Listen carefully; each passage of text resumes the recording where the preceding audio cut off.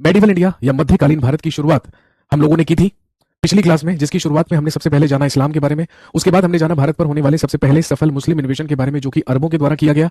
और फिर हमने पढ़ा भारत में सबसे पहला सफल तुर्क आक्रमण, जो कि अफगानिस्तान के गजनी नामक स्थान से आकर महमूद ने किया था, जिसे हम महमूद गजनवी के नाम से जानते हैं। 1030 ईस्वी में महमूद गजनवी की मृत्यु हो गई और मैंने आपको बताया कि उसके बाद भारत में आक्रमण करने वाला जो दूसरा सफल तुर्क आक्रमणकारी था, he is known as Mohammad Gauri.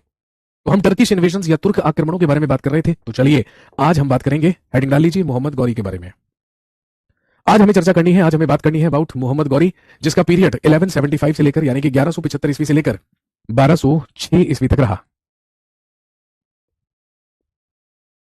Mahmood Ghaznavi Ghazni नामक स्थान से आया था और वो गजनी डायनेस्टी से बिलोंग किया करता था, इसीलिए हम उसे महमूद गजनवी के नाम से जानते हैं। लेकिन अगर हम मोहम्मद गौरी की बात करें तो ये भी आया तो अफगानिस्तान के गजनी नामक स्थान से ही था, लेकिन वहां पर गौर वंश चला करता था। और दोस्तों ध्यान रखेंगे, ही वॉज अ शंसबानी टर्किश। ये एक शंसबानी तुर्क था, यानी कि इसकी जो जाति थी वो शंसबी या शंसबानी कहलाती थी। और ध्यान रखेंगे 12th सेंचुरी के सेकंड हाफ में मोहम्मद गौरी का भारत में आगमन हुआ था। एक्चुअली मोहम्मद गौरी के पिता के मरने के बाद मोहम्मद गौरी और इसके पिता के बीच में एक करार हुआ, एक समझौता हुआ, जिसके तहत यह तय किया गया कि मोहम्मद गौरी अपने साम्राज्य का विस्तार अफगानिस्तान के पूर्व की दिशा में करेगा और इसका भाई गजनी से पश्चिमी दिशा में अपने साम्राज्य का विस्तार करेगा। जहां एक तरफ महमूद गजनवी के हिंदुस्तान में बार बार आक्रमण करने का उद्देश्य यहां से धन लूटना हुआ करता था, यहां पर लूटपाट करना हुआ करता था, वहीं दूसरी तरफ अगर मोहम्मद गौरी की बात करें तो ये अपने साम्राज्य का विस्तार करने के लिए और अफगानिस्तान के गजनी से लेकर अपने साम्राज्य को हिंदुस्तान तक फैलाने के उद्देश्य से यहां पर आया था। कहने का मतलब उद्देश्य अलग अलग है। अपने साथ हजारों की संख्या में गुलाम लेकर आया था, स्लेव्स लेकर आया था, दास लेकर आया था, लेकिन इसके सबसे खास और सबसे करीबी 4 स्लेव्स या 4 गुलाम हुआ करते थे, जिसमें सबसे पहला और सबसे खास था कुतुबुद्दीन ऐबक। और आप जानते हैं कि कुतुबुद्दीन ऐबक इसका दामाद भी था। एक था ताजुद्दीन यल्दौज, एक था नसीरुद्दीन कुबाचा और एक था मोहम्मद बिन बख्तियार खिलजी। तो चलिए जानते हैं मोहम्मद गौरी का पीरियड 1175 ईस्वी से लेकर 1206 ईस्वी तक। ये कब आया, हिंदुस्तान में क्यों आया, हमने बात कर ली कि अपने साम्राज्य का विस्तार करने के लिए हिंदुस्तान आया था। और दोस्तों ध्यान रखेंगे, मोहम्मद गौरी का हिंदुस्तान में सबसे पहला अटैक 1175 ईस्वी में हुआ, जो इसने किया मुल्तान पर। मोहम्मद गौरी ने हिंदुस्तान में अपना सबसे पहला आक्रमण मुल्तान पर किया, जहां पर करमाती जाति के मुसलमानों का शासन हुआ करता था। उन्हीं करमाती जाति के मुसलमानों पर ही इसका सबसे पहला आक्रमण हुआ था, जो कि मुल्तान नामक स्थान पर हुआ था।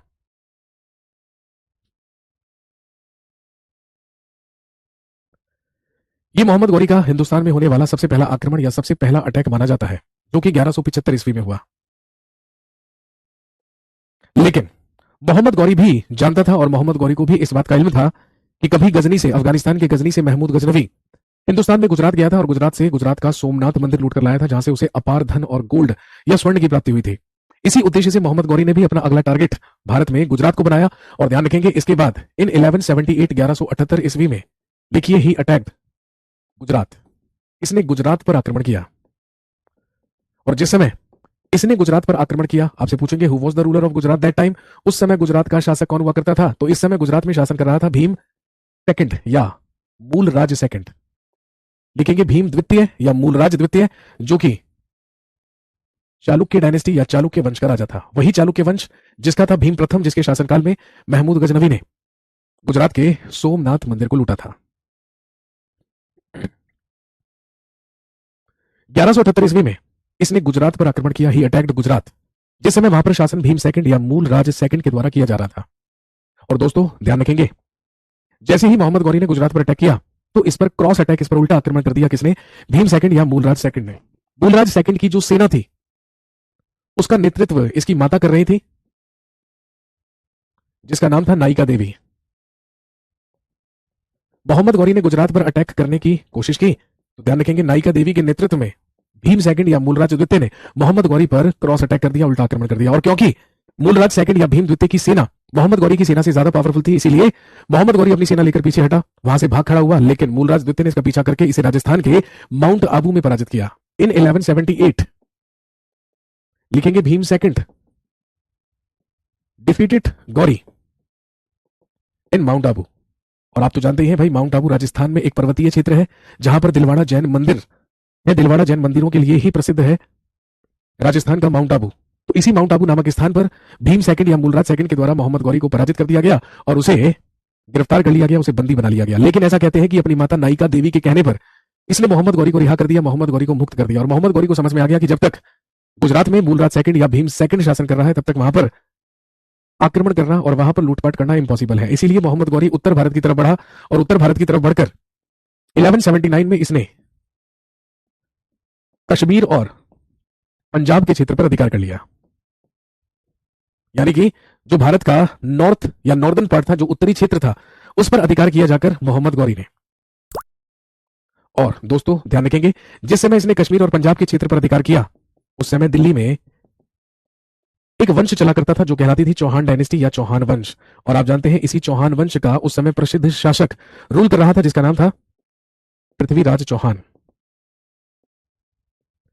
और दोस्तों यह ध्यान रखेंगे, यही पृथ्वीराज चौहान राय पिथौरा भी कहलाता है। यह इतिहास में राय पिथौरा के नाम से प्रसिद्ध है और यह चौहान वंश का तीसरा पृथ्वीराज था, इसीलिए इसको पृथ्वीराज थर्ड या पृथ्वीराज तृतीय भी कहते हैं। पंजाब के ही भटिंडा नामक स्थान पर एक किला हुआ करता था, एक फोर्ट हुआ करता था जो कि तबर हिंद फोर्ट या तबर हिंद का किला कहलाता था। और उसी भटिंडा के किले पर अपने दावेदारी रखा करता था पृथ्वीराज चौहान। लेकिन मोहम्मद गौरी ने जब पंजाब और कश्मीर के क्षेत्र पर अधिकार किया तो उसने भटिंडा पर आक्रमण करके उस तबर हिंद के किले पर अधिकार करके अपनी दावेदारी पेश की। इसी बात को लेकर पृथ्वीराज चौहान और मोहम्मद गौरी के बीच में डिस्प्यूट शुरू हुए या विवाद शुरू हुआ। और दोस्तों ध्यान रखेंगे, इसी पृथ्वीराज चौहान का दरबारी कवि या कोर्ट पोएट जो कि इसका परम मित्र था, ही वॉज चंद्रबरदाई। और इसी चंद्रबरदाई के द्वारा एक एपिक, एक महाकाव्य लिखा गया है जो कहलाता है पृथ्वीराज रासो। और आप जानते होंगे कि पृथ्वीराज रासो ही वो इंपॉर्टेंट लिटरेरी सोर्स है जो हमें मोहम्मद गौरी और पृथ्वीराज चौहान के बीच में हुई मुठभेड़ों और लड़ाइयों के बारे में जानकारी देता है। इसी पृथ्वीराज रासो से हमें यह जानकारी मिलती है कि जब पंजाब में तबर हिंद के किले पर अपनी दावेदारी मोहम्मद गौरी ने पेश की तो इधर दिल्ली में उस पर अपनी दावेदारी पृथ्वीराज चौहान रखा करता था। इसी बात को लेकर दोनों के बीच में डिस्प्यूट हुआ। मोहम्मद गौरी बार बार पंजाब से पृथ्वीराज चौहान पर अटैक किया करता था, लेकिन Prithviraj Chauhan was very powerful, इसीलिए पृथ्वीराज चौहान उसे पराजित कर दिया करता था, उसे हरा दिया करता था। लेकिन पराजित होते ही, हारते ही मोहम्मद गौरी पृथ्वीराज चौहान से माफी मांग लिया करता था और पृथ्वीराज चौहान का दिल तो इतना बड़ा था कि वो बार बार मोहम्मद गौरी को माफ कर दिया करता था। ऐसा 16 बार हुआ, इट हैपेंड 16 टाइम्स। ऐसा 16 बार हुआ, ऐसा 16 टाइम्स हुआ। इस बात की जानकारी हमें केवल और केवल पृथ्वीराज रासो से मिलती है और कोई ऐतिहासिक स्रोत इस बात को नहीं मानता, क्योंकि बाकी सारे के सारे हिस्टोरिकल फैक्ट्स या ऐतिहासिक स्रोतों से हमें यह जानकारी मिलती है कि मोहम्मद गौरी और पृथ्वीराज चौहान के बीच में कोई 16 लड़ाइयां नहीं हुई है। इन दोनों के बीच में केवल और केवल 2 युद्ध लड़े गए हैं जो कि तराइन नामक स्थान पर लड़े गए हैं 1191 और 1192 में। लेकिन मान लेते हैं कि अगर पृथ्वीराज चौहान के बारे में पृथ्वीराज रासो में सच लिखा है चंद्रबरदाई ने, तो भाई चंद्रबरदाई के अनुसार 16 बार मोहम्मद गौरी ने पृथ्वीराज चौहान पर अटैक किया और बार बार पृथ्वीराज चौहान ने उसको पराजित करके माफ कर दिया। लेकिन 17वीं बार पृथ्वीराज चौहान के सब्र का बांध टूटा और दोनों के बीच में एक प्रसिद्ध युद्ध, एक फेमस बैटल लड़ा गया 1191 में, जो कहलाता है फर्स्ट बैटल ऑफ तराइन, जो कहलाता है तराइन का प्रथम युद्ध। ये 1191 या 1192 ईस्वी में हुआ। किसके बीच में? ध्यान रखेंगे, मोहम्मद गौरी और पृथ्वीराज चौहान के बीच में। और इस युद्ध में पृथ्वीराज चौहान डिफीटेड मोहम्मद गौरी। इस युद्ध में पृथ्वीराज चौहान ने मोहम्मद गौरी को पराजित कर दिया।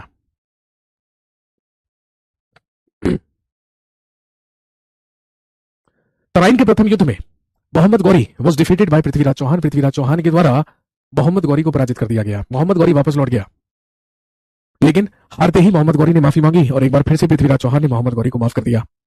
मोहम्मद गौरी वापस लौट गया और इस गौरी से पृथ्वीराज चौहान का ध्यान हट गया। अब इस गौरी से ध्यान हटा तो दूसरी गौरी में ध्यान लग गया। वो उत्तर प्रदेश के कन्नौज में रहती थी। आप जानते होंगे उस समय उत्तर प्रदेश के कन्नौज में एक डायनेस्टी चला करती थी जो कहलाती थी गढ़वाल डायनेस्टी, गढ़वाल वंश, जिसके बारे में हम राजपूत एरा में बात कर चुके हैं। और गढ़वाल डायनेस्टी का ही एक प्रसिद्ध रूलर उस समय रूल किया करता था जो इतिहास में फेमस है राजा जयचंद के नाम से। इसी राजा जयचंद की एक पुत्री हुआ करती थी, एक डॉटर हुआ करती थी जिसका नाम था संयोगिता। यही थी वो दूसरी गौरी। और इसी संयोगिता से प्रेम करता था पृथ्वीराज चौहान और इससे विवाह करना चाहता था, लेकिन ऐसा बिल्कुल नहीं चाहता था राजा जयचंद, क्योंकि राजा जयचंद और पृथ्वीराज चौहान एक दूसरे के चिर प्रतिद्वंदी हुआ करते थे। दोनों के बीच में 36 का आंकड़ा था। लेकिन एक बार राजा जयचंद ने अपनी पुत्री संयोगिता का स्वयंवर आयोजित किया जिसमें सारे के सारे शासकों को आमंत्रित किया गया, बुलाया गया, लेकिन सिर्फ नहीं आमंत्रित किया गया, सिर्फ नहीं बुलाया गया पृथ्वीराज चौहान को। इसी बात से पृथ्वीराज चौहान बेहद नाराज हुआ और आप अच्छी तरीके से जानते हैं कन्नौज जाकर भरे स्वयंवर से संयोगिता को अगवा करके पृथ्वीराज चौहान ले आया और उससे विवाह कर लिया। इस बात से बेहद अपमानित हुआ राजा जयचंद। सोचिए, अपमानित होने वाली तो बात ही है कि अपना चिर प्रतिद्वंदी, अपना खास दुश्मन अपनी पुत्री को अगवा करके ले जाए और उससे विवाह कर ले। इस बात से बेहद अपमानित हुआ राजा जयचंद, और राजा जयचंद ने कसम खा ली कि वो इस अपमान का बदला लेकर रहेगा पृथ्वीराज चौहान से। उधर पृथ्वीराज खुश, भरे स्वयंवर से अगवा करके ले आए संयोगिता को। ऊपर से गाना भी गाया होगा, मैं तुझको भगा लाया हूं तेरे घर से, ना तेरे बाप के डर से। अब विवाह कर लिया पृथ्वीराज चौहान ने, लेकिन नाराज हो गया राजा जयचंद और कसम खा ली सम्मान का बदला लेने की। और उधर मोहम्मद गौरी कहां मानने वाला था भाई, एक बार फिर से योजना बना रहा था पृथ्वीराज चौहान पर अटैक करने की। बस फिर क्या था, अगले ही साल 1192 में मोहम्मद गौरी फिर आया और लड़ा गया भारत के इतिहास का सबसे famous battle which is known as second battle of Tarain. Tarain का द्वितीय युद्ध, सेकंड बैटल ऑफ तराइन या तराइन का द्वितीय युद्ध। This is considered as the most famous battle of Indian history. यह भारत के इतिहास का सबसे फेमस बैटल कहलाता है, और सबसे फेमस बैटल इसलिए कहलाता है क्योंकि भारत के इतिहास में सबसे बड़ा उलटफेर तराइन के दूसरे युद्ध में हुआ, क्योंकि इस बार पृथ्वीराज चौहान ने नहीं बल्कि मोहम्मद गौरी ने पृथ्वीराज चौहान को पराजित किया, और पराजित करते ही पृथ्वीराज चौहान की हत्या कर दी। लेकिन इतना बड़ा उलटफेर कैसे हुआ भाई, क्योंकि आप जानते हैं घर का भेदी लंका ढाए। क्योंकि इस बार राजा जयचंद मदद कर रहा था किसकी, मोहम्मद गौरी की। राजा जयचंद की मदद से ही मोहम्मद गौरी ने पृथ्वीराज चौहान को पराजित किया और पृथ्वीराज चौहान की हत्या कर दी। और दोस्तों ध्यान रखेंगे, 1192 में ही 1192 ईस्वी में ही Mohammad Ghori established Muslim rule in India. Mohammad Ghori के ही द्वारा भारत में मुस्लिम रूल या मुस्लिम शासन की स्थापना की गई। और अगले ही साल इन 1193 he made Delhi his capital, इसने दिल्ली को अपनी राजधानी बना लिया। यह था इतिहास का सबसे बड़ा उलटफेर, इसीलिए इतिहास का सबसे फेमस बैटल इसी बैटल को माना जाता है। सर तराइन कहां पर है, वर्तमान में जो हरियाणा राज्य है, तो हरियाणा राज्य का ही जो करनाल जिला है वहीं पर एक स्थान है, एक जगह है जो तरावड़ी कहलाता है। वही तरावड़ी नामक स्थान कभी तराइन कहलाता था, जहां पर ये युद्ध लड़े गए थे। अब सभी इतिहासकारों का तो यही मानना है कि 1192 ईस्वी में मोहम्मद गौरी ने पृथ्वीराज चौहान को पराजित करके उसकी हत्या कर दी। लेकिन पृथ्वीराज रासो में, जो कि चंद्रप्रदाई के द्वारा लिखा गया, उसमें कहानी का क्लाइमेक्स कुछ और है। पृथ्वीराज रासो में चंद्रप्रदाई ऐसा लिखता है कि मोहम्मद गौरी ने पृथ्वीराज चौहान को पराजित जरूर किया, लेकिन पृथ्वीराज चौहान की हत्या नहीं की। वह पृथ्वीराज चौहान और मुझे यानी कि चंद्रप्रदाई दोनों को अपने साथ अगवा करके बंदी बनाकर कहा ले गया अफगानिस्तान के गजनी नामक स्थान पर। और वहीं पर मोहम्मद गौरी के दरबार में जब बेड़ियों में जकड़े हुए पृथ्वीराज चौहान को पेश किया गया, तो पृथ्वीराज चौहान निडर होकर मोहम्मद गौरी की आंखों में आंखें डालकर उसको देख रहा था। मोहम्मद गौरी को ये बात अच्छी नहीं लगी।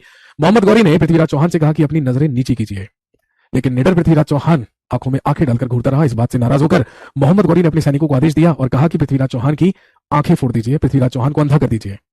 मोहम्मद गौरी के द्वारा पृथ्वीराज चौहान को अंधा करवा दिया गया, उसकी आंखें फोड़ दी गई। लेकिन पृथ्वीराज चौहान एक अद्भुत कला जानता था, और आप जानते हैं वो क्या थी। पृथ्वीराज चौहान को शब्द भेदी बाण चलाना आता था, यानी कि जिसमें टारगेट को देखने की जरूरत नहीं है, लेकिन अगर आवाज सुनकर भी तीर चला दिया जाए तो वो जाकर निशाने पर लगेगा।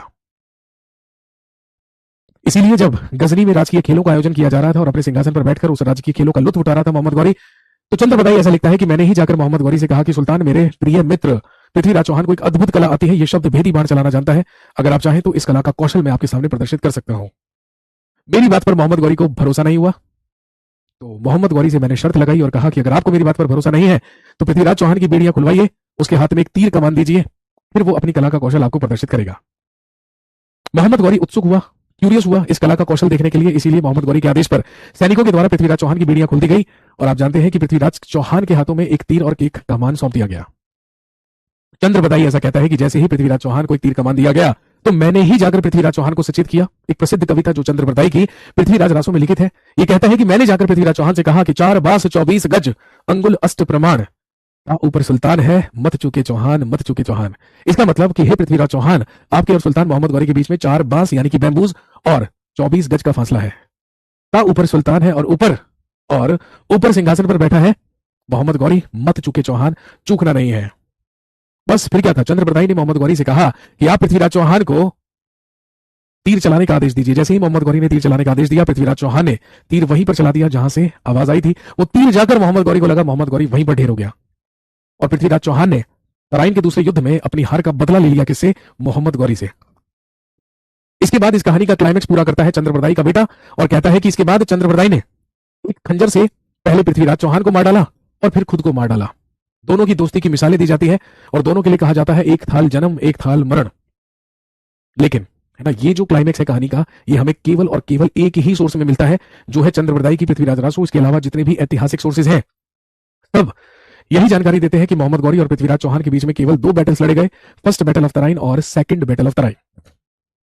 इतिहास की किताबें भी आप उठाकर देखेंगे तो वहां पर उल्लेख होगा फर्स्ट बैटल ऑफ तराइन या सेकंड बैटल ऑफ तराइन। तो स्वाभाविक सी बात है आपको एग्जाम पॉइंट ऑफ व्यू से वही याद करना है, क्योंकि तराइन का फर्स्ट बैटल और सेकंड बैटल क्या है, इंपॉर्टेंट है।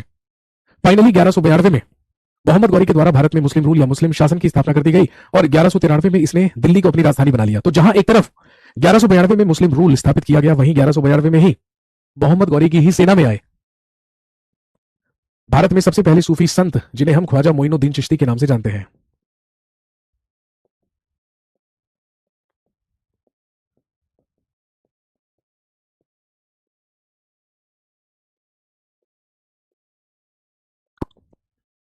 इलेवन 92 में भारत में आने वाले सबसे पहले सूफी सेंट, सबसे पहले सूफी संत हुए Khwaja Moinuddin Chishti, and he founded Sufism in India, और इन्होंने ही भारत में सूफी मत की स्थापना की। और आप जानते होंगे इन्होंने अपनी कॉटेज राजस्थान के अजमेर में बनाई, अजमेर में ही इन्होंने सूफीज्म का प्रचार किया। इनकी मृत्यु भी अजमेर में हुई, और ध्यान रखेंगे अजमेर में ख्वाजा मोइनुद्दीन चिश्ती की ही जो कब्र है, इन्हीं की कब्र कहलाती है दरगाह अजमेर शरीफ।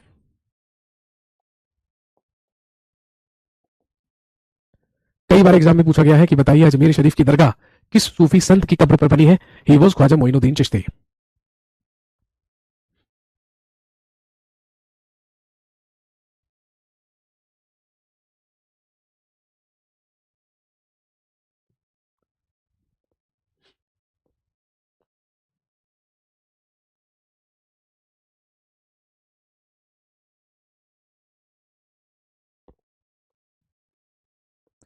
क्लियर हुई बात। इसके बाद क्या हुआ, अगले ही साल इन 1194 1194 ईस्वी में एक और प्रसिद्ध युद्ध लड़ा गया जो कहलाता है बैटल ऑफ चंदावर।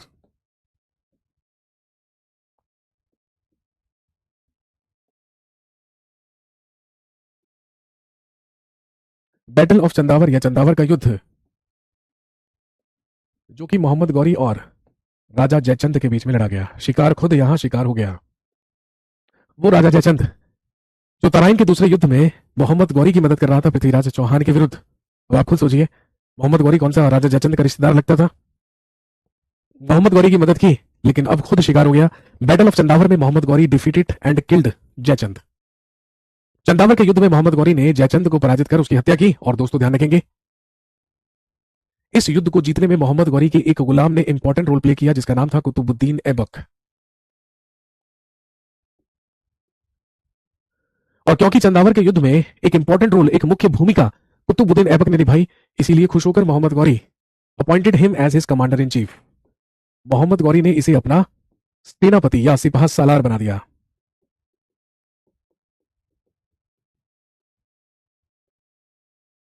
और हिंदुस्तान में जितना भी क्षेत्र मोहम्मद गौरी ने जीता था और हासिल किया था, उसका केयरटेकर कुतुबुद्दीन ऐबक को ही बनाकर वो हिंदुस्तान से वापस गजनी लौट गया। और उसने हिंदुस्तान में इस्लाम धर्म के प्रचार की जिम्मेदारी कुतुबुद्दीन ऐबक को सौंपी। इसीलिए कुतुबुद्दीन ऐबक के ही द्वारा इस्लाम धर्म का प्रचार करने के लिए भारत में सबसे पहली 2 मस्जिदों का निर्माण करवाया गया। सबसे पहली जो कि दिल्ली में है, कुव्वत उल इस्लाम मस्जिद। दिल्ली के कुतुब मीनार कॉम्प्लेक्स या कुतुब मीनार परिसर में है कुव्वत उल इस्लाम मॉस्क्यू, कुव्वत उल इस्लाम मस्जिद। और दूसरी मस्जिद का निर्माण अजमेर में करवाया गया, जो कहलाती है 2.5 दिन का झोपड़ा। दोनों का निर्माण कुतुबुद्दीन ऐबक के ही द्वारा करवाया गया। इसके अलावा ध्यान रखेंगे, कुतुबुद्दीन ऐबक के एक गुरु हुआ करते थे, जो कि एक प्रसिद्ध सूफी सेंट हुआ करते थे दिल्ली के, जिनका नाम था, बड़ा सा नाम है भाई, याद रखिएगा, कुतुबुद्दीन बख्तियार अल काकी।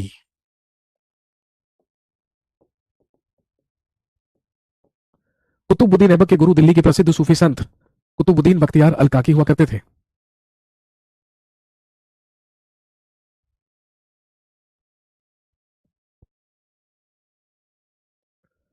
और दोस्तों ध्यान रखेंगे, अपने ही गुरु के नाम पर 1199 ईस्वी में कुतुबुद्दीन ऐबक के द्वारा दिल्ली में नींव रखी गई कुतुब मीनार की। भारत की सबसे ऊंची मीनार जो कहलाती है कुतुब मीनार, जिसकी ऊंचाई लगभग 73 मीटर है, इसका निर्माण शुरू करवाने वाला भी कुतुबुद्दीन ऐबक था।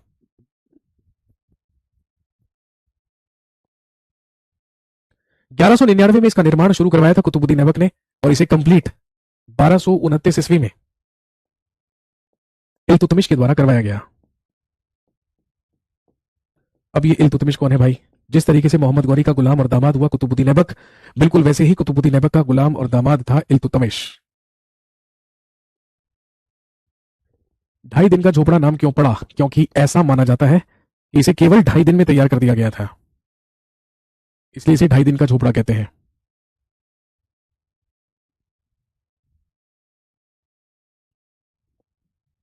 इसके बाद क्या हुआ तो दोस्तों ध्यान रखेंगे, 1205 ईस्वी में मोहम्मद गौरी हिंदुस्तान वापस लौटा, और ऐसा कहते हैं कि जब उसी के अगले साल 1206 ईस्वी में मोहम्मद गौरी हिंदुस्तान से वापस लौट रहा था तो कश्मीर में उसकी भिड़ंत हुई जाटों से, यानी कि खोखरों से, खोखर कम्युनिटी की जाटों से उसकी भिड़ंत हुई, और जाटों के ही साथ मुठभेड़ में बुरी तरीके से घायल हुआ मोहम्मद गौरी। इसी तरीके से इल्तुतमिश उसे बचाकर तो ले गया, लेकिन वो सर्वाइव नहीं कर पाया, और गजनी जाकर 1206 ईस्वी में मोहम्मद गौरी की डेथ हो गई, मोहम्मद गौरी की मृत्यु हो गई। फाइनली इन 1206, 1206 ईस्वी में मोहम्मद गौरी डाइड, मोहम्मद गौरी की मृत्यु हुई। एक्चुअली कैसे हुई? यही माना जाता है कि जाटों के साथ या खोखरों के साथ मुठभेड़ में घायल हो जाने के कारण 1206 ईस्वी में मोहम्मद गौरी की डेथ हुई थी। केवल चंद्र बरदाई की पृथ्वीराज रासू ऐसा कहती है कि पृथ्वीराज चौहान ने मोहम्मद गौरी को अपना शब्द भेदी बाण चलाकर मारा था। अब रीजन कुछ भी रहा हो भाई, लेकिन ultimately Mohammad Ghori died in 1206, 1206 ईस्वी में मोहम्मद गौरी की मृत्यु हो गई।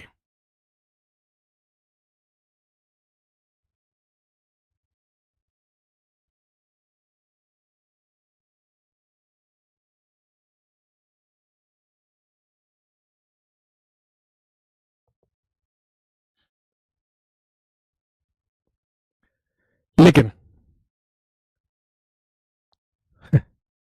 सर एग्जाम में कुतुब मीनार किसने बनाया आएगा, अच्छा, और ऑप्शन में कुतुबुद्दीन भी हो और इल्तुतमिश भी हो, तो क्या सही करेंगे? गजब बेइज्जती है। चलिए भाई आपके लिए, ठीक है, आपके मन में ये डाउट आया कि क्वेश्चन में आएगा कुतुब मीनार किसने बनवाया और ऑप्शन में कुतुबुद्दीन ऐबक और इल्तुतमिश दोनों का नाम दिया जाएगा, तो हम क्या करेक्ट करेंगे? ठीक है, आपके लिए मेरे पास एक बहुत ही आसान सा और एक्सक्लूसिव सनसनीखेज सवाल है। ठीक है, आप मुझे एक क्वेश्चन का आंसर कीजिए। Where is Taj Mahal? ताजमहल कहां पर है? ठीक है, सबसे पहला ऑप्शन है आगरा में, दूसरा ऑप्शन है उत्तर प्रदेश में, तीसरा ऑप्शन है इंडिया में, और चौथा ऑप्शन है एशिया में।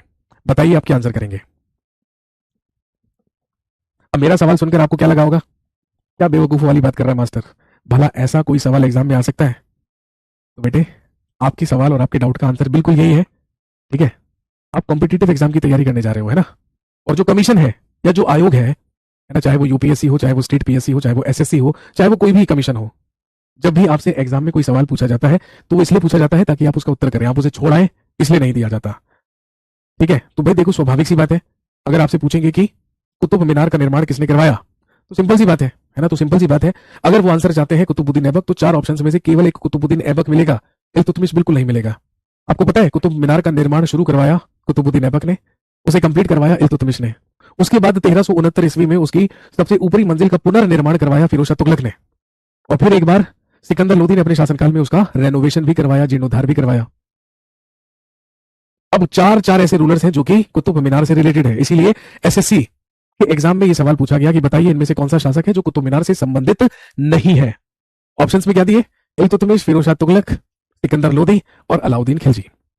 आंसर हो गया अलाउद्दीन खिलजी का संबंध नहीं है कुतुब मीनार से, केवल 4 शासकों का है। कुतुबुद्दीन ऐबक ने शुरू करवाई, इल्तुतमिश ने कंप्लीट करवाई, फिरोज शाह तुगलक ने बिजली गिरने की वजह से जो ऊपरी मंजिल गिर गई थी, टूट गई थी, डिस्ट्रॉय हो गई थी, उसको रिकंस्ट्रक्ट करवाया, और सिकंदर लोदी ने उसे रेनोवेट करवाया।